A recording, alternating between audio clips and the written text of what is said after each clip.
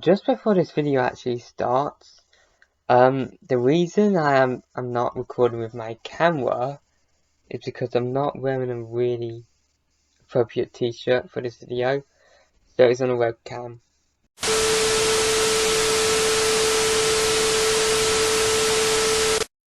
Unluckily, I haven't been able to watch the episodes again.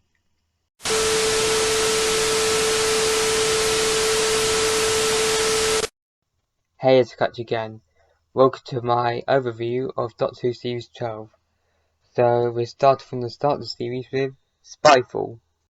One thing I admire about the Chris Chibnall era is how visually interesting it looks. How cinematic, and the cinematography is amazing. You got to admit it. It looks so sci-fi, cinematic, and amazing. Compare it to the earlier series of Doctor Who. The look of it looks very low budget. Like, it doesn't have any modern stuff. Like, it doesn't have modern, like, color grade and cinematography. But those series were low budget back then, and in the film and film and TV industry, you couldn't do it. So he didn't really get cinematic cinematography till Asylum of the Daleks. In Sarah Jane Adventures, it was the same like color grading as well. And with Tortures, sometimes you got some dark scenes, but that's mainly editing. But yeah, it's the same thing really. My main point is Doctor Who has way better equipment now to make it really cinematic compared to 2005. Like, if they had that in 2005, whoa. My main point, in the Chris Chibnall era, the cinematography is amazing. There was great camera angles for scale and to make you feel like you're there, to immerse yourself into the episodes, and it feels really cinematic. And Chris Chibnall actually promised this, that he made Doctor Who really cinematic. They did it in Peter Capaldi's one of the series. I really like the typography in this episode. It's also really cinematic as well. Like, it's like Civil War. The music in this episode is amazing. It makes you want to watch more and more and more, and you want to know more answers and more answers. It keeps you holding. It's intense. I mean, the music last series, the only iconic things from the score from series 11 was the Doctor Who theme, 13, the 13th Doctor's theme, because in that series the music wasn't really good. It didn't feel like Doctor Who, it was just the same stuff really. But this series, whoever this guy is called, he brought it to a whole new level. Like Murray Gold, he left after series 10. It's a good time to leave anyway. But Murray Gold made so many iconic songs and musics. He made Doctor Who what it is. The music, the characters, the casting, the writing and production design is what made Doctor Who Doctor Who. The opening of this episode was so epic. All the elements I've already told you about in this video brought it to life. It just makes it so expensive and exciting for the story, and when the titles roll. The episode is really interesting and intense, like I say. It has a really suspense look. The car chase scene is really dark and suspense, and when you're watching that, it makes it feel like it's really late at night, which it isn't. The visual effects are very interesting, and so is the colour grading, like I said previously in this video. So, the plot is very interesting. Spies are being killed by some mysterious aliens for some reason. Woo! We don't know much about the monsters in this episode. let's talk about the Master. That moment was very amazing. Spot on. Like, when I first saw it, I was like confused. I was like, eh? Are they talking about the Master? The Master? Or is this a prank? What's going on with me? Eh? My only problem is, well, the good thing is the Master is crazy. But sometimes too crazy. And everyone said this at the time. I don't want to sound racist. But, the guy from Adventure in Space and Time and Seth, Sherlock Series 4, the actor isn't a good choice for the Master. Not because of his race. I'm sorry if I offended anyone. Please don't cause any friction. I don't want this video to be deleted, man. So, what rating would I give Spyfall Part 1? I would give it an 8 out of 10. Now, Spyfall Part 2. Now, this is when it gets extremely interesting. That was exaggerated, big man. So, Spyfall Part 2 resolves the cliffhanger of Spyfall Part 1 like classic Who did. The music, the camera angles and cinematography is amazing again. And the realistic plane crash is amazing. And with the camera angles, it's intense. It just builds on the moment. The Cackling's world is grim, color grading. It makes you feel like you're there. And it represents the species amazingly well when the Doctor is stuck in there. The Doctor at the start of the episode is stuck in the 18th century, and the Doctor needs to get back to the 21st century. So the Doctor is stuck in the Victorian ages, I think, then World War II, then to modern day. It's suspense, you know. There's a problem with this episode that there is some bad dialogue. But I actually noticed a mistake in Rose, what T. Davis made about police boxes. So a part of the plot is that the Kazalin have been on Earth for centuries, apparently. I love the music in this episode, especially Barton and the Master's theme. All the elements I've already said are amazing throughout, especially in the last scene. It all comes together and makes a massive scene so effective. But at the time, the media weren't impressed about this episode because it messed up with time. Because those things didn't actually happen.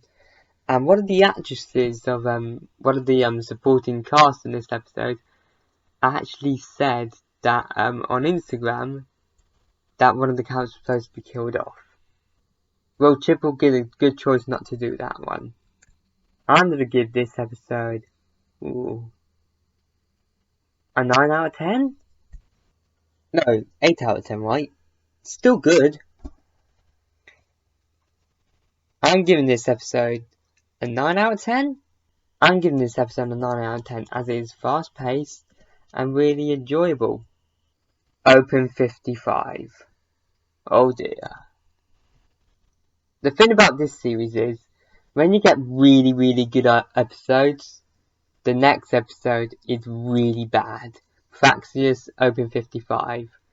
But there's some good key messages in these episodes. So let's talk about Open 55. At the time this episode was broadcast, the fires in Australia was happening. And the plot is that this world in which the episode is set, it's Earth. So that caused a lot of things in the media. The bad thing about this episode, well, one of them, is the drag design is bad. I'm sorry if I offended anyone about reduction design. It's just, it is, isn't it? It's like unoriginal. And it doesn't really much resemble a human. Yes, also that's another thing. The drugs are humans mutated because of society. That's what they're saying. Even though this episode is bad, there is still great cinematography, camera angles, and a great setting. The worst character and visual effects in Doctor Who ever though. And Benny and what's her name? Vinny? They're so annoying. At the start they weren't so annoying. But yeah, it did become a meme, you know. There's still great music and funny moments, and when I saw Jay funny in between, it was like, hey, haha! The dregs are apex predators who were once, a very long time ago, who were humans. There were some very good realistic visual effects in this episode. Now, because it's a bad episode, but it's still great cinematography in this episode, I'm just gonna give it a 5 out of 10. No,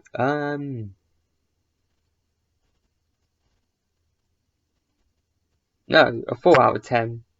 If it wasn't for the cinematography or camera angles, I wouldn't give this episode a good review at all. So, you just got lucky, I guess. So now we'll talk about Nikola's Night of Terror.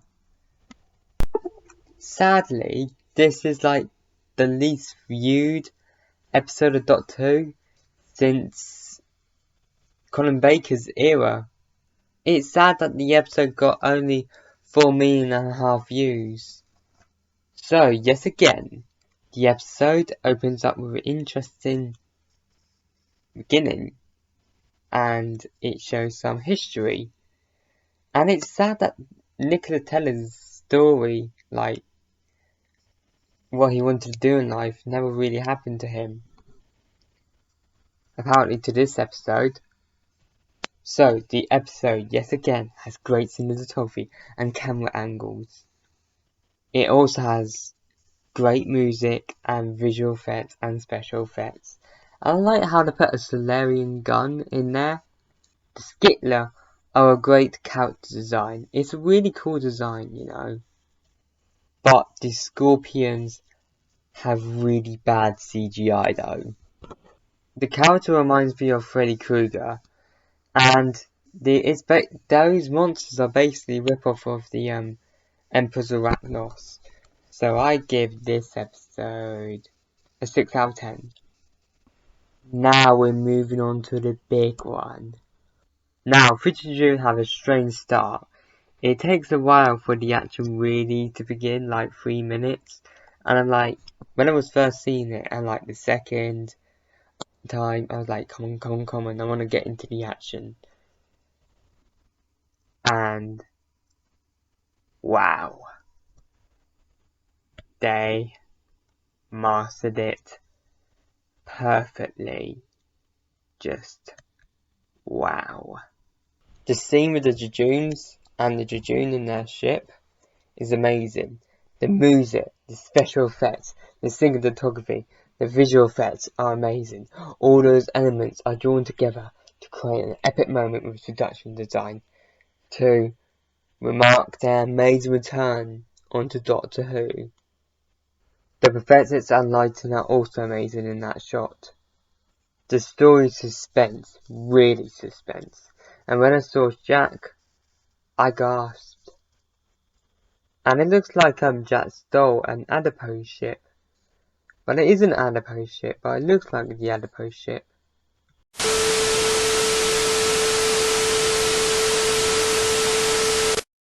I'm ending this video now, but I noticed that I hadn't said something. Doctor Who, or the Fugitive Of The Judoon failed to say, but they couldn't really fit it in. They need to explain what and where has Jack been. So, after Stolen Earth and Journey's End, they was returned to Earth, Yanto died, Torture got destroyed, the hub is destroyed, they all broke up. It led to Jack going to exile. Then Miracle Day happened. Jack was supposed to be in A Good Man Goes to War, in which we show the origins and face of Bo. There have been big finish of Tortured, but they really do need to explain how where has Jack been all this time. He's the return for the Christmas special, which I'll talk about later in the video.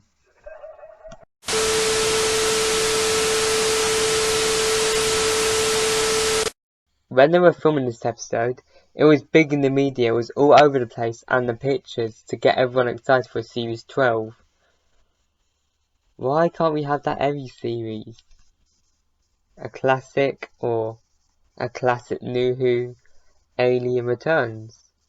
Now the Ruth Doctor, I do not like one bit. She just ruins the whole episode.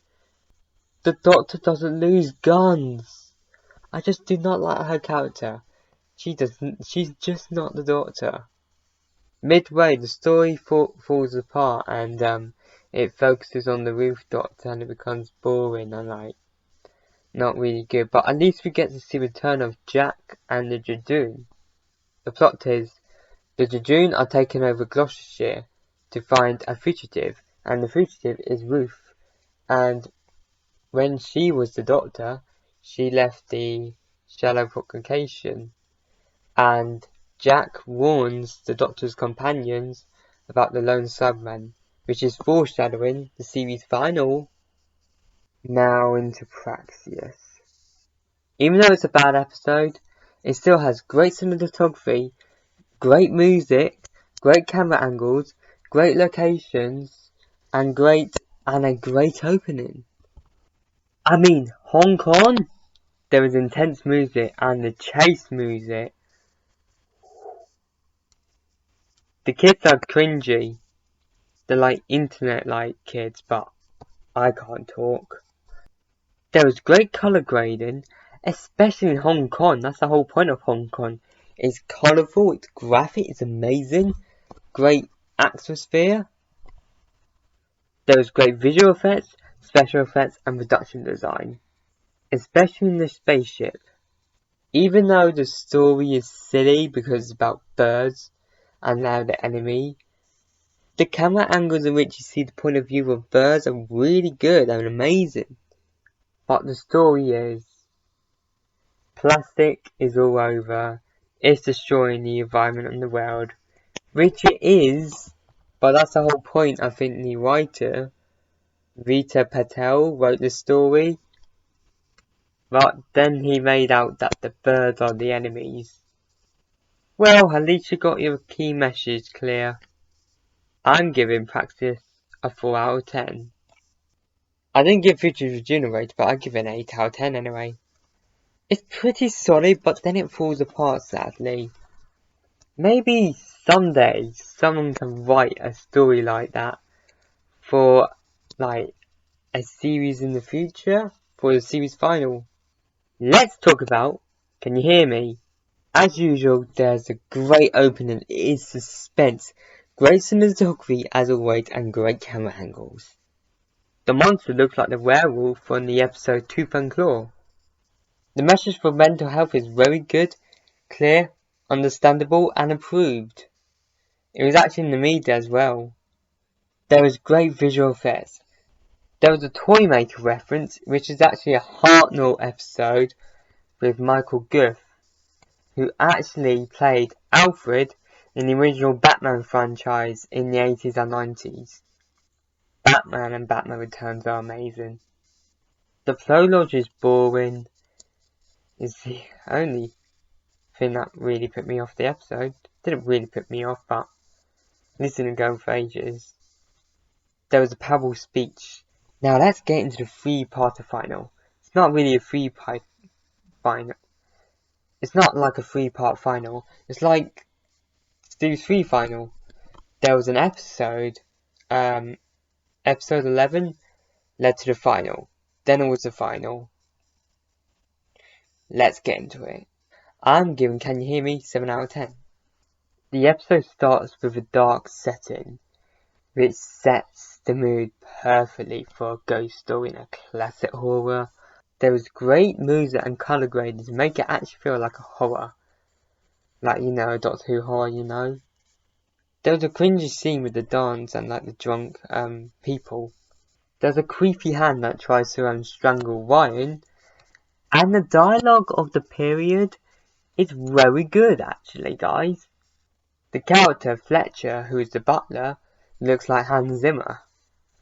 Great production design and set design. The ghost figures made me think of The Shining. I don't like the idea of the army and ghost idea was stolen. It's a suspense story, it gets even more interesting with the Cybermen. I like the Bill reference and the palatable speech from the lower Cybermen. I give this episode an 8 out of 10.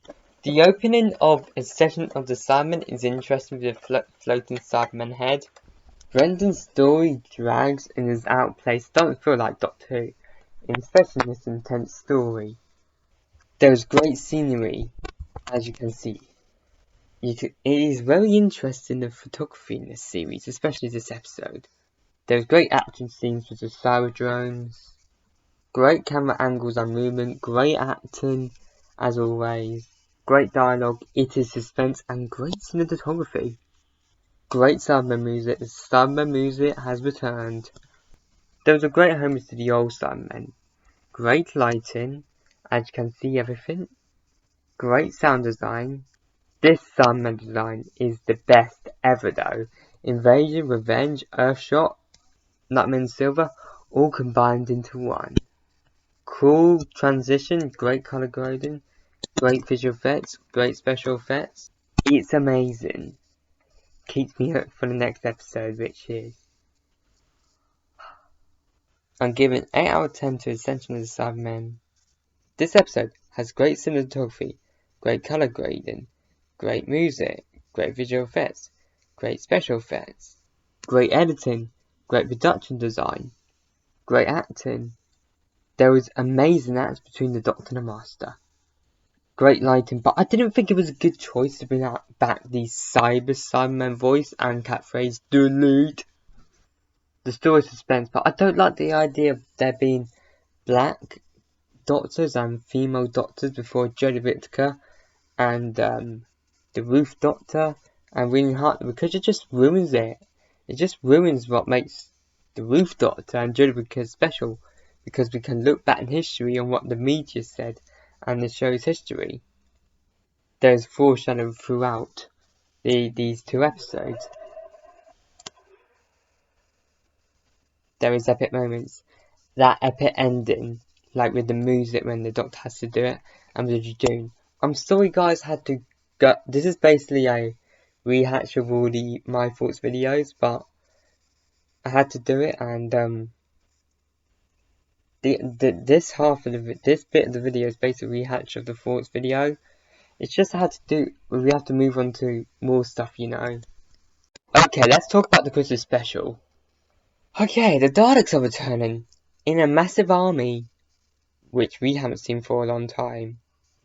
Last time we saw them in big army was Series 9 and Series 7, but they weren't really that much of a threat.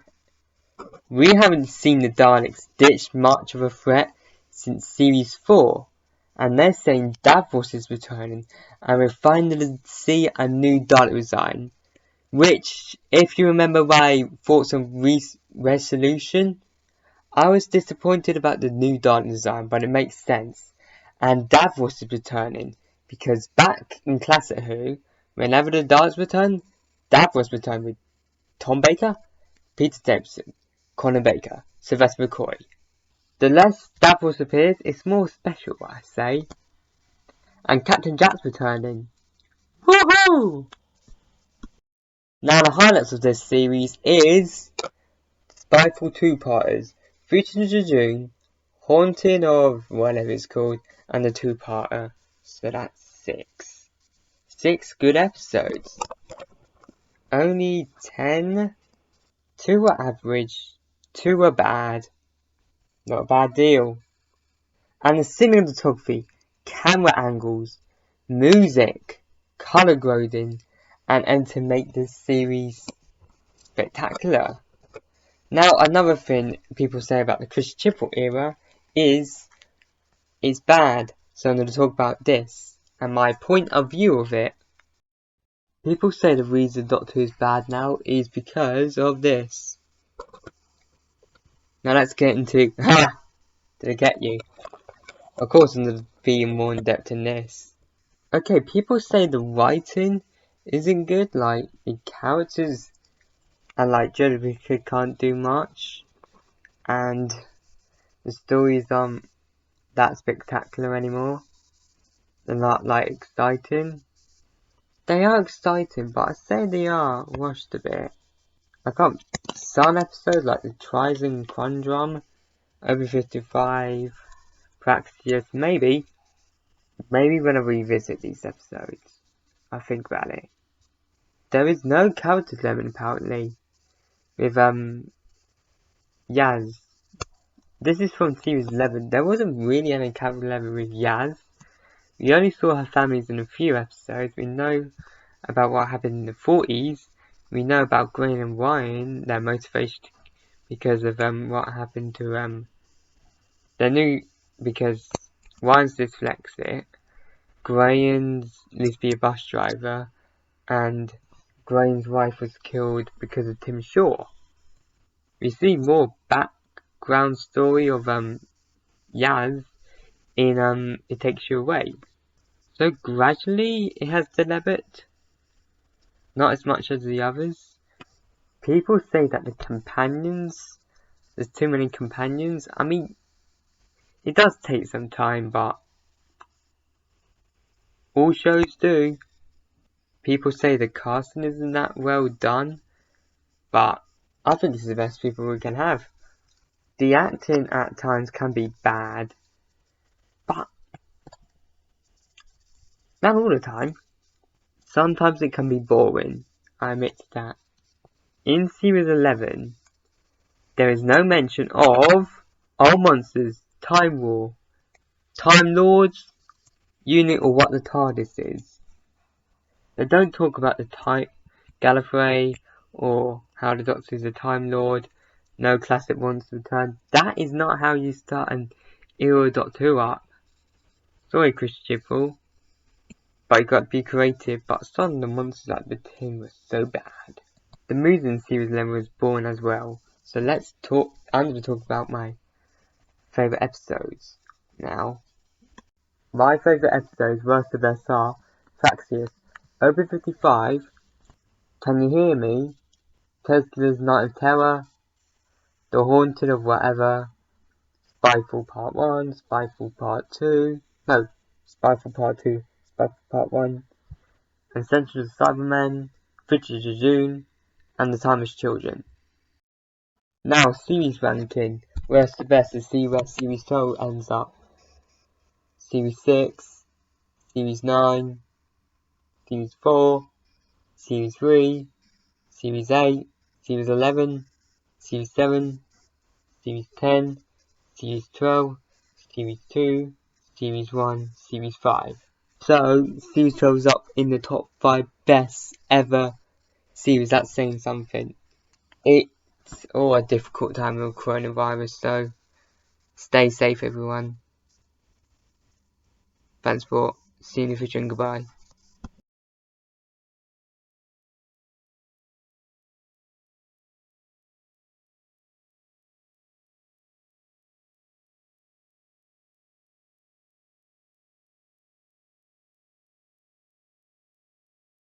As you probably know, we have all been, at one time or another, the Doctor. The Doctor. The Doctor. The Doctor. The Doctor. The Doctor. The Doctor. The Doctor. The Doctor. the Doctor. And the Doctor abides by one simple code. Whatever problem you're facing, never be cruel or cowardly. Never give up and never give in. We are at our best when we work together. tonight, we have all come together. Together. Together. Together. Together. Together. Together. Together. For one important Reason. To praise. Salute. And give heartfelt thanks. to real-life special doctors, nurses, and everyone working on the front lines in our NHS. And care homes and hospices. what you all do and have done. For all of us is amazing. Is crucial. Phenomenal. Incredible. Inspirational. And truly life-saving. Thank you. Thank you. Thank you. Thank you. Thank you. Thank you. Thank you. Thank you.